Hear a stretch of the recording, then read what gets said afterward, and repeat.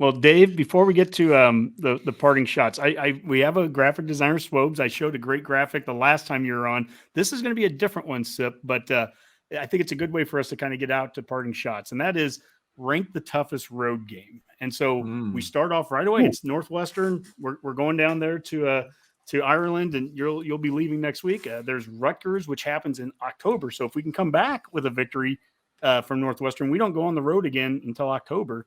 Then Purdue, at Michigan, and at Iowa, they're Black Friday.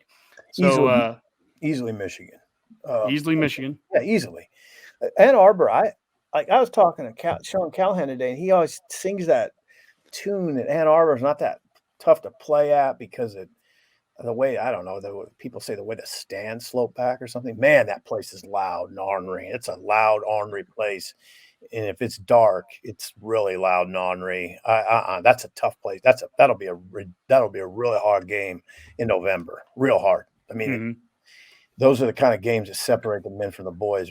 They do. That game, the game that always stands out to me is when Amir took that pitch and got it, snuck in the end zone. 2013. That's the only game. That's the only time I've been to the Big House. Was that victory? That was an ornery crowd because they were pissed at that coach.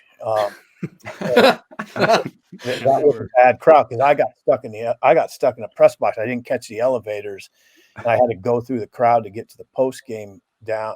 Shit, it was a mess. But I had to go through the crowd. That was not good. I'm a little guy, and it didn't seem like anybody was little in that crowd. and there was a lot of F-bombs. That was a rough scene, and it was impressive, though. No, that game will be – come on now. I mean, that's going to be rough. So Michigan – will have done something. So Michigan then Iowa, then Purdue, then Rutgers, then Northwestern. Okay. Purdue will be really hard. I mean, if Nebraska's going to win that game, they're probably going to have to win it close. Rutgers, Nebraska, that's an example of a game where Nebraska will have a talent advantage, Northwestern talent advantage. Even Purdue, probably a bit of a talent advantage, but if they beat Purdue, it won't be by much. Hey, Dave, I want your thoughts on that. I mean, when you look at this, do you differ from that? Michigan, Iowa, Purdue, Rutgers, Northwestern, or where are you at on it? Yeah, no, I think Sip's right on here. I mean, Michigan clearly is the most talented helmet on this graphic that Swopes did. So no questions asked. And if it's a night game, that means actually Nebraska's doing pretty well, and this is maybe a primetime matchup. So I'd take that as a good sign, but it would make it even that more daunting. Sam McEwen has had Purdue on his list. Purdue's like one of those teams that some people love them and think they're going to win the Big Ten West, and others are picking them to finish sixth. So it's the hardest team in the Big Ten West to read this year. A lot of people think they, over exceeded their expectations last year, and they're going to come back to earth a little bit. The Iowa game is interesting because I think there could be if we're, get to 7, 8, maybe 9 wins, that Iowa game would be a big deal. And we are the lead-in, I believe, to the U.S. versus England World Cup game. So a lot of people will be watching sports that day. So cool. Yeah, I don't think there's a great difference between those games at Iowa and Purdue. Those are tough, but I just put Michigan far ahead, because Michigan, to me, looks like they're going to win 10 no matter what. I think I was looking at their schedule the other day, and I think so. They'll be playing for a lot. That's a 3:30, 2:30, whatever type game. It gets dark fast, and that place is daunting. How I'd almost say that the toughest game for them on that. I mean, yeah, obviously Michigan's the obvious answer, but I would almost go to say the Northwestern game, because there's going to be so much pressure on them to not come out and shit the bed.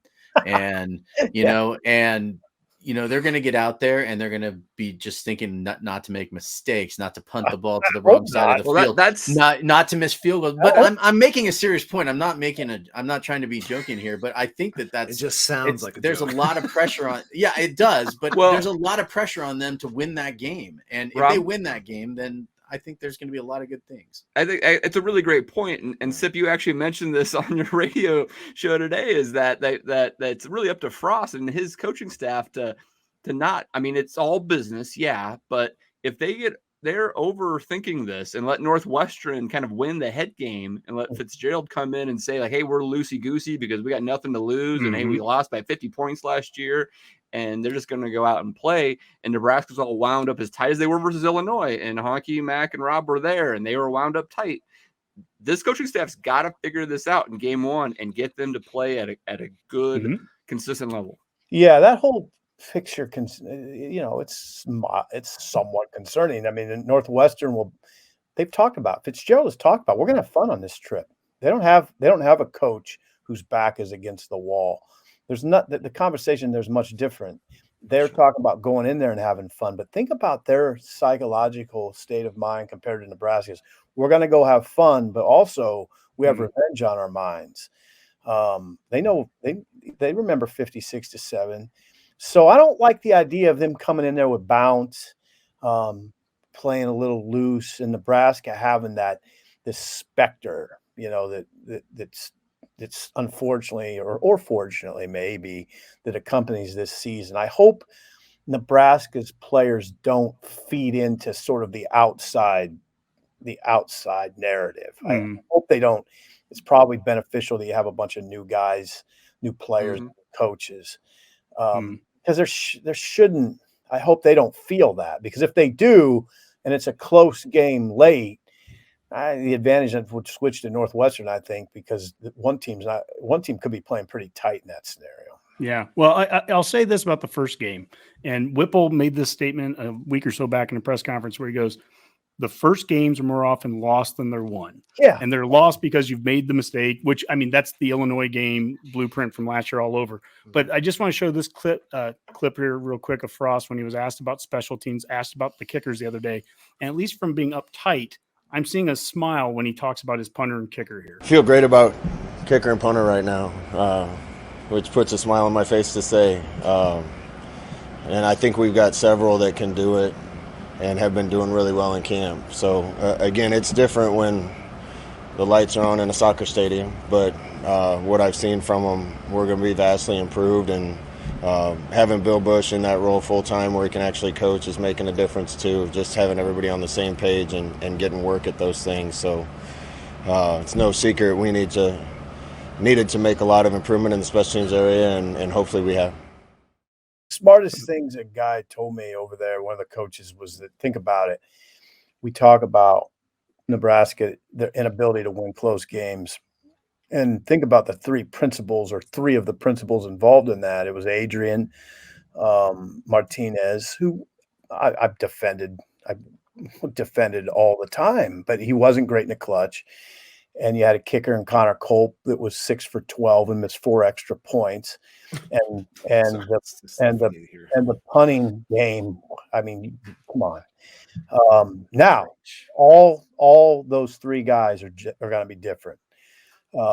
So that I think that there's some hope in that. Just that part of the conversation: new quarterback, new kicker, new punter, and that could mean a lot in that close game conversation. They think it will. I mean, I know they think it will.